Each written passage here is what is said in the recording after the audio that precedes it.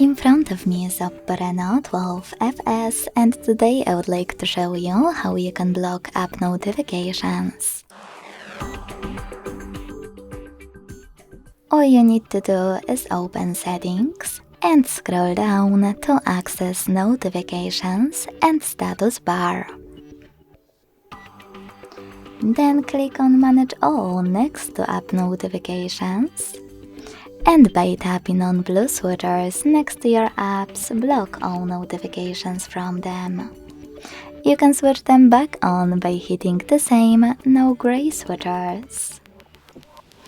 Thanks so much for watching. If you enjoyed this video, leave a like, comment and subscribe.